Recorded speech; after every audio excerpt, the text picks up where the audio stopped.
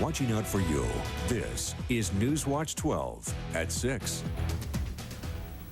There's new information tonight in the fire burning near Weed. 75 homes, structures have been destroyed, and the fire continues to spread. 1,000 more structures are being threatened by that same fire. The homes ruined are in the Angel Valley area. This is a look here at just how much of Weed as a community this wildfire is impacting. Now, people in the Carrick and Lake Shastina communities have been evacuated, possibly because of Highway 97 being shut down, which is the main or the only road really to get to either of those communities.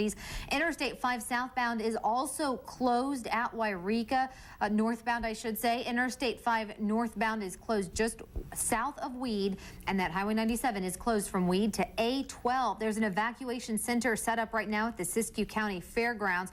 Traffic all along Interstate 5 is being impacted by this wildfire and its closures. Now, Pacific Power has also reported nearly 8,000 people in Mount Shasta and Weed have been without power, but it was turned off because of safety reasons. The Mount Shasta area has had much power restored, but crews are still working in the Weed area. Now, this fire was first reported just before 2 o'clock, and CAL FIRE officials say the wind caused it to spread rapidly. At last report, at last calculation, it was just over 200 acres. Resources are being brought in from all over, from Sacramento up to Siskiyou County. As far as other fires that are burning in that region, they are calling in for resources from those fires as well. Newswatch 12's Randa Gore is trying to get to that scene, but being impacted as many people are. She joins us on the phone. Randa, what are you seeing right now? We're out here. We just pulled into Weed, and you are seeing people starting to evacuate. They're packing up their RVs, their tractor trailers. The I-5 stretch is closed off to drivers. All right, Randa Gore live on the phone in the Weed area. She's going to continue to gather more information for us. We'll be talking to her throughout this newscast. Of course, a major concern is the weather in that area. When I spoke with CAL FIRE Public Information Officer Susie Brady earlier, she said what caused this fire to burn so quickly and spread so fast was the wind. Chief Meteorologist Kate McKenna is in the Weather Center tracking these conditions. Tell us a little bit about what sort of wind is being witnessed in that area. That's right. Throughout the afternoon hours, we've seen wind gusts up to 40 miles per hour. The highest. And again, we have 2 crews on the way to that scene right now. Fire officials say it's so hectic out there that it's hard for them to communicate with the media or the public. We're going to continue to keep our website, Facebook, and Twitter updated as often as new information comes in. You can also share your images or your experiences with this fire by going to any of those sources. This fire is also burning as crews try to find enough support to contain the Onion Mountain fire. And that fire is burning west of Grants Pass. It was reported at about 600 acres last night. In less than 24 hours, it's now more than 2,000. There were level 1 evacuation advisories put in place for this area just this afternoon. Fire officials say those advisories could be upgraded to a level 2 overnight. Right now, this includes the entire Pickett Creek area, including Pickett Creek Road, West Pickett Creek Road, and all the branching roads. It also includes Shan Creek Road from Riverbanks Road to the west, as well as Riverbanks Road from Limpy Creek Road to Robertson Bridge. All of Limpy Creek Road from Riverbanks Road to the west, and all of the Taylor Creek Road system from Galease Road to the 2509 road. The Oregon Incident Management Team also assumed command of this fire this morning. An infrared mapping flight was done early to better show crews just how large that fire is. Additional ground personnel, along with additional engines and air support, have also been ordered. And the focus today is to put some dozer line in between the fire and those residences, utilizing some road systems that we're tying into to get that dozer line in there and get kind of an anchor point and flank. Also, Josephine County Sheriff's deputies just released a news release moments ago saying that people are getting fake evacuation orders in that area by phone. Now, the Sheriff's Office says if you are an evacuation order, they will try and contact you in person. They will not try and contact you by telephone. So if you are getting a telephone evacuation order, check with law enforcement before you leave your home. And you can catch up on our website, kdrv.com, for updates on this fire as well as the fire burning in Weed. If you're just joining us, there are at least 1,000 homes being threatened due to a wildfire in the Weed area. 75 homes or other buildings have already been destroyed or damaged. Fire officials say it started as a vegetation fire just after 2 o'clock this afternoon.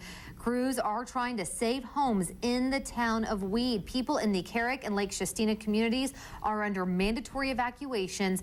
There is an evacuation center set up at the Siskiyou County Fairgrounds. Newswatch 12's Casey Kirshner just got to that evacuation center, and she says it is very full. A lot of people relying on that resource right now. We are going to be checking in with her in just a few minutes, but first we want to let you know that winds up to 40 miles per hour are what really caused that fire to spread. At last report, it was over 200 acres, not contained at all. We are going to continue to update you on the latest on this fire spread and its impacts throughout the evening. Watching out for you. This is Newswatch 12 at 6:30. We're getting a closer look at some of the destruction and the fire burning in Weed right now. We know there have been at least 75 homes or buildings destroyed, and a lot of people have been forced to evacuate, going to that evacuation center set up at the Siskiyou County Fairgrounds. Our team that's on the scene there says it is a packed house. Now, the lumber mill in Wairika was affected. Newswatch 12's Randa Gore is just outside that lumber mill. Randa, what are you seeing right now? Right now, the smoke burning those logs, at a lumber mill, they're piled up, 8, 10 logs deep. And okay. Thank you very much, Randa Gore, reporting live. We'll, of course, be checking back with you as more information becomes available. We've just received this information. The evacuation center in the Siskiyou County area has left the fairgrounds. It has been moved to Wairika High School. There's also a secondary evacuation center set up now at Mount Shasta High School. We heard earlier that the situation at the fairgrounds was very full. We have a reporter there. We'll have more information as that becomes available. And you also heard that the winds at the mill in Weed, very close to the start of the fire, continue to be very strong. In fact, CAL FIRE has said that when this fire first started just after 2 p.m., it took off very quickly because of those high winds. Chief Meteorologist Kate McKenna is in the Weather Center tracking conditions as we head into these late evening hours. How is the weather likely to impact that fire? Well, fortunately, we're going to see gusty winds only for a few more hours before they start to taper off throughout. More information continues to come in tonight on the big fire burning in Weed. Newswatch 12's Casey Kirshner is speaking with fire officials in that region, joins us now on the phone with the latest. Casey, you were just at the Siskiyou County Fairgrounds Evacuation Center. How many people are there right now? I would say conservatively, there's probably between 100 200 people. Okay, Casey, we really appreciate the update, and we will check back in with you throughout the evening. Again, Casey Kirshner reporting with us on the phone live from the Siskiyou County Fairgrounds, where as many as 200 people are evacuating to right now. Some of the 2,000 people that are being affected from Weed. And the number of structures damaged or destroyed up to 100 now, and it looks like the winds, at least for this part of the afternoon, continue to be pretty strong. That's right. We're continuing to see gusty winds, but fortunately, as the night moves on, the winds will start to die down. Well, at this point, any cooler temperatures, any reduction in the wind, and any lessening in the chance of lightning, all something the firefighters want to hear as they fight fires to our north and to our south. That's right. All right, we'll have more on those fires coming up in just a few minutes, but first, Marcus Mariota had a... We're getting new images and new information from the fire burning still out of control in Weed. We have just found out that CAL FIRE says it's now more than 300 acres and has destroyed and damaged more than 100 homes and buildings. This is in addition to other structures, including a church that has burned, as well as other large buildings. The evacuation center is set up at the Siskiyou County Fairgrounds, and that's being moved to Wairika High School. So there's going to be another evacuation center at Mount Shasta High School for the nearly 2,000 people that have been evacuated so far. Now, for these fire crews, they say their number one priority is to protect people and homes.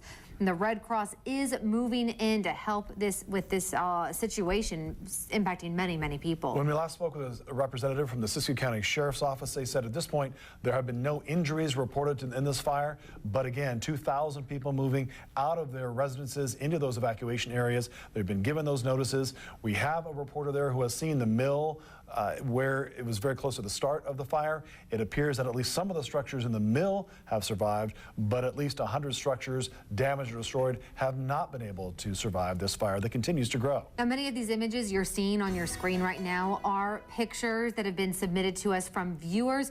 You can submit your pictures, tell us what you're experiencing, also see what other people are experiencing. Also, get the most up-to-date information. Our next newscast is coming up tonight at 11. We will continue to provide you updates throughout the evening, not only on air, but also online at kdrv.com and through our Facebook and Twitter pages.